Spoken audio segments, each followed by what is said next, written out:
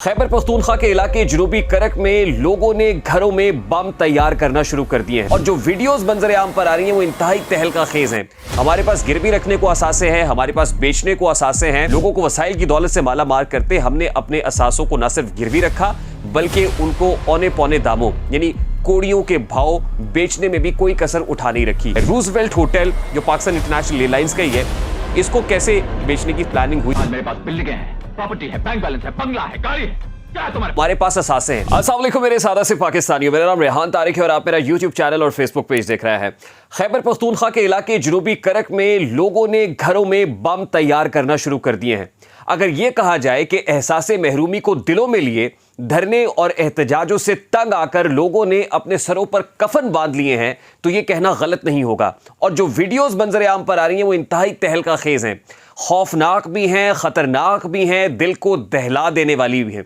ये लोग ऐसा क्यों कर रहे हैं? और ख़ास तौर पे जनूबी करक का इलाका जो खैबर पख्तूनख्वा का वो डिस्ट्रिक्ट है जहां से सबसे ज़्यादा गैस और तेल निकलता है, यानी वसाइल की दौलत से माला माल इस इलाके के लोगों में इतना एहसास महरूमी क्यों है कि ये लोग रियासत से तंग आकर, वो कहते हैं तंग आमद बजंग आमद, तो ये ऐलाने जंग कर रहे हैं, ऐलाने बगावत कर रहे हैं और घरों के अंदर बम तैयार कर रहे हैं। 2 रोज पहले ही एक घर में 2 बच्चे इसी बम से जान की बाजी भी हार चुके हैं, लेकिन इसके बावजूद ये लोग पीछे नहीं हट रहे हैं, मुसलसल पेशकदमी कर रहे हैं, पेशरफ्त कर रहे हैं और यकीनन रियासत की सोच पर एक बहुत बड़ी दस्तक भी दे रहे हैं। लेकिन सवाल यह है कि क्या रियासत जाग पाएगी? क्या रियासत इन लोगों के एहसास महरूमी का अजाला करेगी? क्या रियासत इनके बच्चों को मरने से बचा सकेगी? क्या है कि इन लोगों को तंग किए जा रहा है और ये लोग अपने सरों पर कफन बांधे हुए हैं? ये सारी तफसीलात आज के इस व्लॉग में आपके सामने रखेंगे, लेकिन उससे पहले हमारी बड़ी अदब से आपसे रिक्वेस्ट है कि अगर आपने हमारे चैनल को सब्सक्राइब नहीं किया है तो सब्सक्राइब कर लें। अगर वीडियोस पसंद आती हैं तो इसको लाइक और शेयर भी कीजिए और अगर बेल आइकन प्रेस करेंगे तो ऐसी बहुत सारी वीडियोस आपको देखने को मिलेंगी। जनूबी करक का इलाका है मेरे सादा से पाकिस्तानियों। मैंने आपको बताया कि यहाँ पर सबसे ज़्यादा ऑयल और गैस खैबर पख्तूनख्वा के अंदर एक्सप्लोर होती है। जहाँ तक ऑयल और गैस की बात है तो गुज़श्ता रोज़ ही हमने खबर शहर सुर्खियों में देखी और आज के अखबारों में भी ये हेडलाइन के तौर पर लगी हुई है कि सऊदी अरामको कंपनी, जो सबसे बड़ी कंपनी, नेशनल कंपनी है सऊदी अरब की, जो ऑयल एक्सप्लोरेशन के अंदर डील करती है, अब वो रिटेल आउटलेट्स के ऊपर जा रही है और उन्होंने 2019 में पब्लिक करने का खुद को फैसला किया था। ये एक बहुत बड़ा डिसीजन था।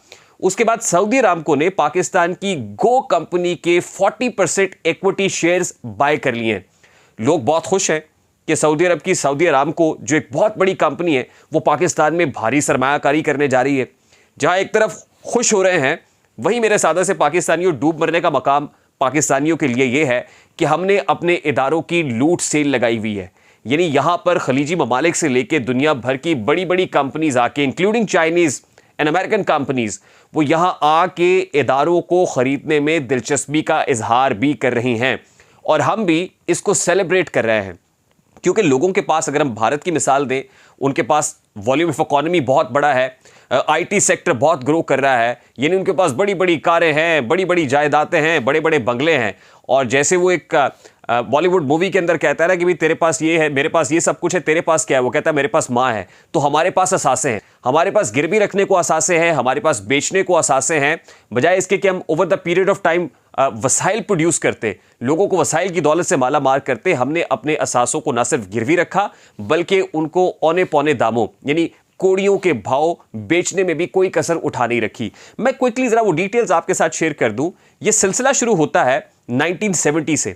1970 वो एरा था जब जुल्फ़िकार अली भुट्टो ने नेशनलाइजेशन का बीज बोया था, यानी कौमियत का बीज बोया था। कौमियाए गए थे बहुत सारे इदारे, यानी सेठों से इदारे लेके प्राइवेट सेक्टर से उनको नेशनलाइज कर दिया था, सरकार के अंडर ले आए थे इस सोच के तहत कि हम सालाना कुछ 14.3 अरब रुपए कमा सकेंगे।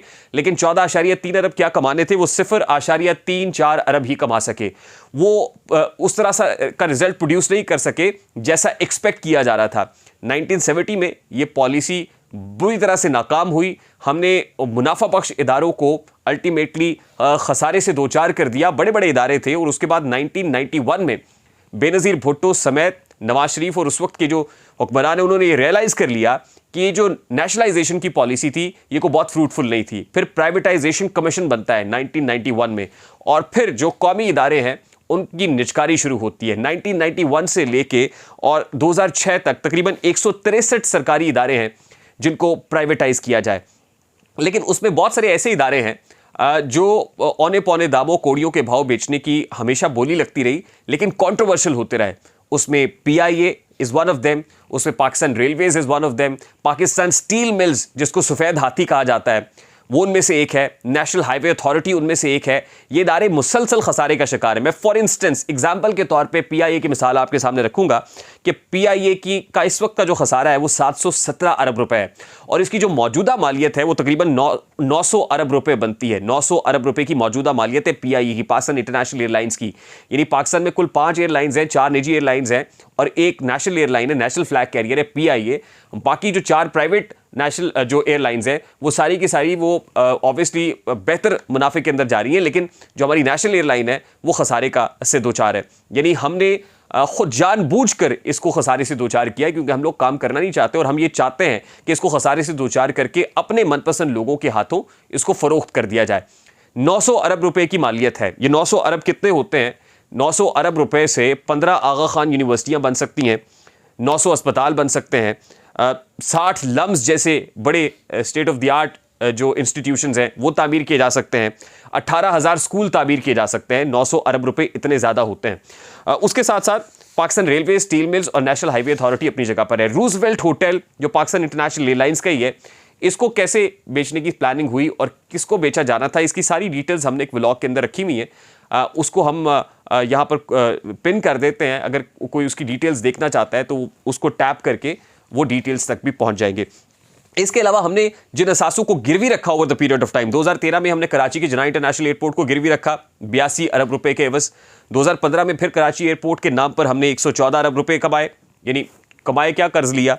2016 फरवरी 2016 में फिर कराची एयरपोर्ट को गिरवी रख के तकरीबन 80.4 अरब रुपए हमने लिए। इसी तरह मोटरवेज और कौमी शाहराहों को भी हमेशा हम गिरवी रखते रहे। 2014 में हाफजाबाद मोटरवे को हमने गिरवी रखा, 1 अरब डॉलर लिए। फैसलाबाद पिंडी भटिया मोटरवे को गिरवी रखा, 49.5 अरब रुपए लिए।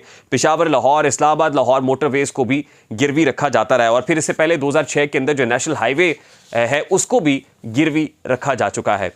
अब हमने तो यहाँ पर असासों की लूट सेल लगाई हुई है। रिसेंटली कराची बंदरगाह के ऊपर टर्मिनल 6 हमने UAE को फरोख्त किया है।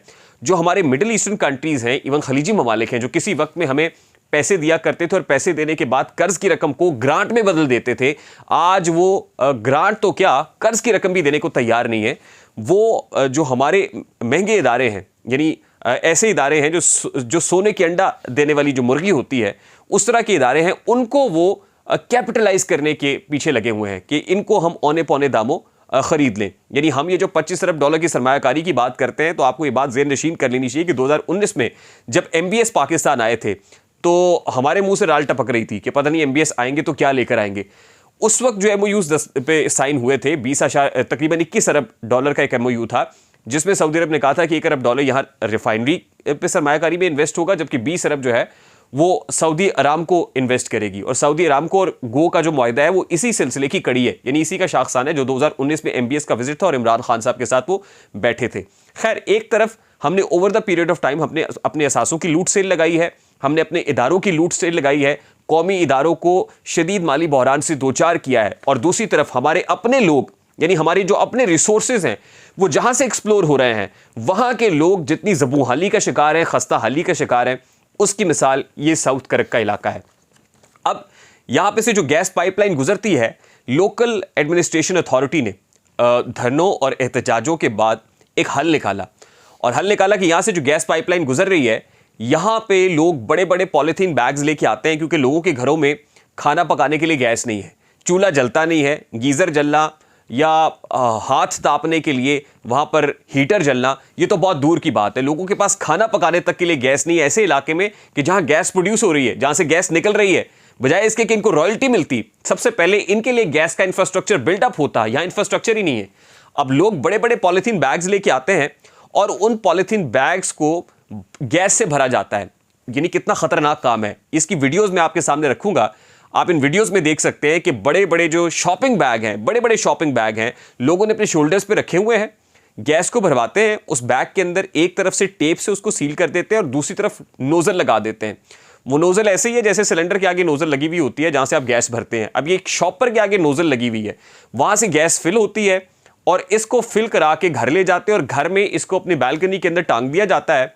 अब ये एक बम है, 2 रोज पहले ऐसा ही बम एक घर में फटा है और उससे 2 बच्चे जान की बाजी हार गए हैं। अब ये किस तरह से, ऑब्वियसली इसकी एयर से डेंसिटी थोड़ी सी ज़्यादा है तो ये उस तरह से फ्लाई तो नहीं करता है।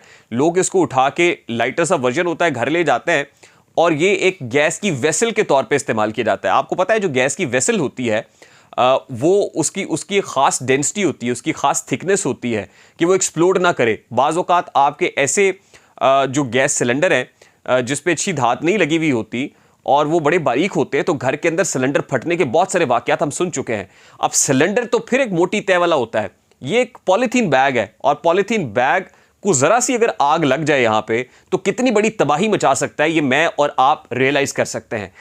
बावजूद इसके कि लोग ये जानते हैं कि हम गैस बम लेके जा रहे हैं घर में, लेकिन क्या करें, बामरे मजबूरी उनको ये करना पड़ रहा है क्योंकि उनके पास कोई इंफ्रास्ट्रक्चर नहीं है, उनके पास सरकार की तरफ से दिया गया कोई वसाइल नहीं है, बावजूद इसके कि इन्हीं की ज़मीन से गैस निकल रही है। तो मेरे सादा से पाकिस्तानियों, आज जब हम ये देखते हैं कि इस तरह के पसमानदा इलाकों के लोग धरने देते हैं, एहतजाज करते हैं, वहाँ पर कोई इनकलाबी नारा लगाता है, वो शेर अफजल मरवत जैसा हो, तो लोग जोक दर जोक निकल आते हैं कि शायद यहाँ उम्मीद की कोई किरण, रोशन कहीं बहार के इम्का हुए तो हैं। तो लोगों की जो महरूमियाँ हैं उनका अजाला करने के लिए जब तक रियासत सामने नहीं आएगी तब तक कोई भी नारा लगाएगा, वो मंजूर पश्तीन नारा लगाए, वो गवादर को हक दो तहरीक का बंदा नारा लगाए, वो शेर अफजल मरवत नारा लगाए या कोई और पॉलिटिकल पार्टी जाके नारा लगाए और कहे कि हम रियासत से टकराने के लिए तैयार है, तो ये लोग उठ के खड़े हो जाते हैं क्योंकि इन लोगों के अंदर ऑलरेडी नफरत कूट कूट के भर दी गई है और अभी भी रियासत ने अगर होश के नाखून ना लिए तो बहुत देर हो जाएगी। मुझे रेहान तारे को इजाज़त दीजिए, अपना बहुत सारा ख्याल रखिएगा। अस्सलाम वालेकुम।